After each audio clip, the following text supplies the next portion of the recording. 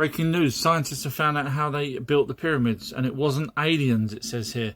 However, you carry on reading, basically they're saying that because of these pictures, they decided to try and put water in front of something that could move the blocks, and it was a little bit easier. That doesn't actually tell you how they stacked all the blocks, because obviously that's a different kettle of fish. And obviously they doesn't also equate for the Bosnia pyramid, which you can even have tours in. So that is absolutely massive, bigger than the Giza pyramid. And of course then you've got the Chinese pyramid, and then you've got buildings like Angkor Wat, where the stones come from 75 miles away over lakes, rivers and hills, etc. So it doesn't explain any of that.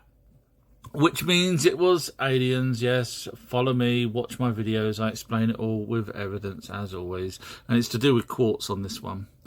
It's to do with levitation. Go watch my videos. Makes it easier for you. When you know. Have you seen videos like this? Well, I just made this using AI, so it's fake. But if you want actual evidence that there is no dome, the Earth is not flat, and that all the videos you see of people telling you it is are wrong because they have mixed up what was said, then simply click on this profile picture and watch the pinned video called Flat Earth, Evidence Says Otherwise. I won't lie to you.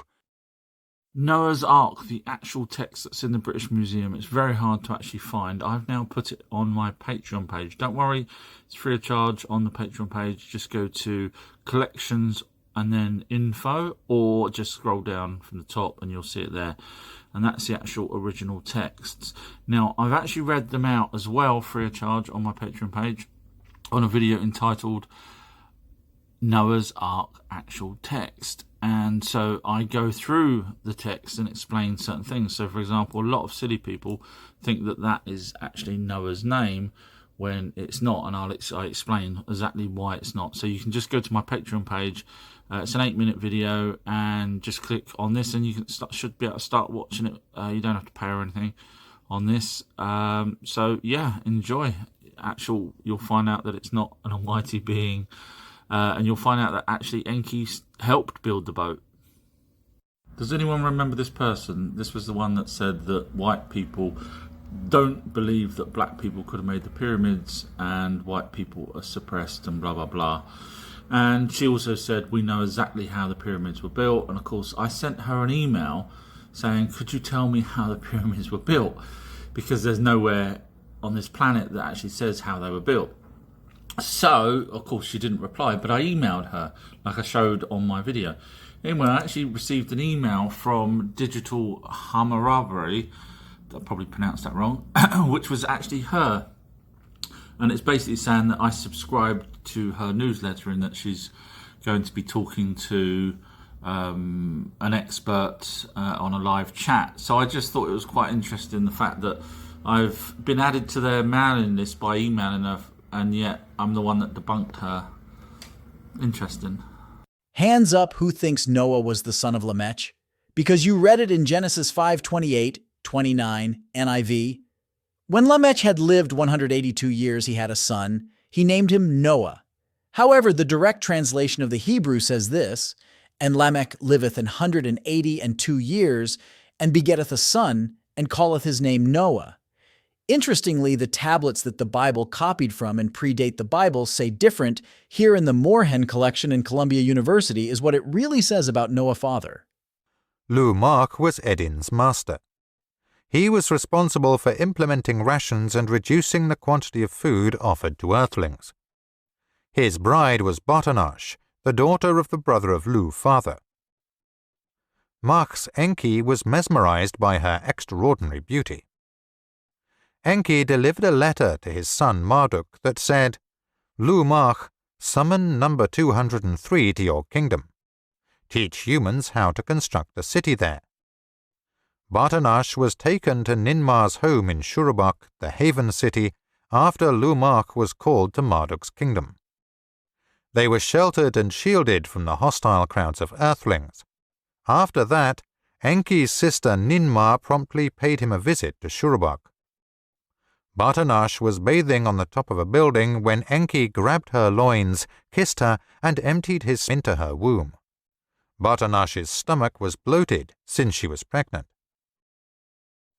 Return to the Edin because you have a son, Shurubak said to Lou Mark. Botanash Edin and Shurubak's son, appeared to Lumach after his return to Edin and Shurubak. His complexion was as white as snow, and his hair was the color of wool. His eyes were as brilliant as the sky and shone with radiance. Lumach was shocked and afraid, and rushed to his father Matushal. If you want to learn more about the Anunnaki and how the Bible is a copy from these older texts, visit my website, ourtruehistory.co.uk, or follow me on TikTok or YouTube, Our True History. I find this interesting. So this is a guy talking from the University of Chicago about the Ube period, which is basically a period before the Sumerians, where they used bartering. Have a listen to this. The largest house in the settlement remained the largest house in the settlement, and that smallest, poorest house remained the poorest house. So what that's telling us then is that not only had society differentiated into richer and poorer members. So he's assuming that the bigger house wasn't owned by someone of royalty or one of the higher up Anunnaki, and the smaller houses possibly the Ijiji, for example, the younger Anunnaki. So obviously there was no money at that point. Money came along 3,000 years later. So if you're bartering, it's a lot easier to become equal with each other than it is having money. So I struggle with this.